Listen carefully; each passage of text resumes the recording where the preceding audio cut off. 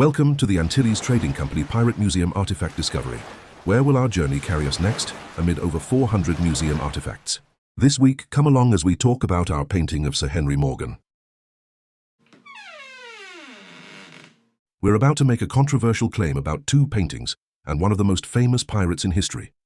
Sir Henry Morgan was one of the most powerful figures of the 17th century Caribbean, privateer, knight of the realm, and later lieutenant governor of Jamaica, operating at the blurred edge between piracy and empire.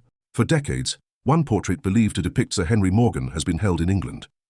Later scholarship, however, re-identified the sitter as his favoured nephew, Charles Bindloss Morgan, a young colonial official who followed his uncle into power in Jamaica.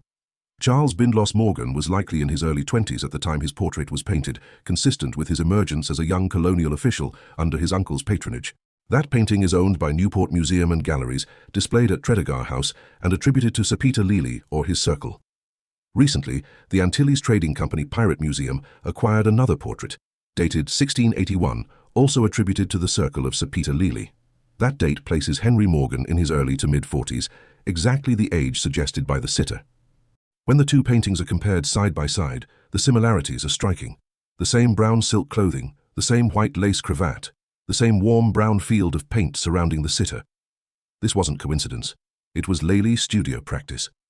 But the real turning point comes with the earliest engravings of Henry Morgan.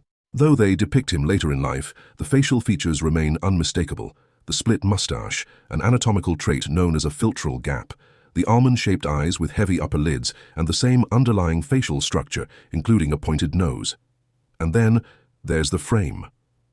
The British painting, now identified as the nephew, still carries a frame inscription reading Sir Henry Morgan. Frames were often reused, swapped, or relabeled in the 18th and 19th centuries, long after the paintings themselves were made. Our painting's frame structure, meanwhile, is consistent with a late 17th century canvas assembly. It later passed through a respected early 20th century Washington, D.C. art dealer, confirmed by the original gallery sticker still attached to the back. So we have to ask, did the identities follow the frames rather than the faces? We believe they did. And based on the date, the sitter's age, the studio tradition, the engravings, and the physical evidence on the back of the canvas, we believe we have the real Henry Morgan, the uncle, not the nephew. And that leaves one final question. How many famous faces have been misidentified simply because the wrong name was put in the frame?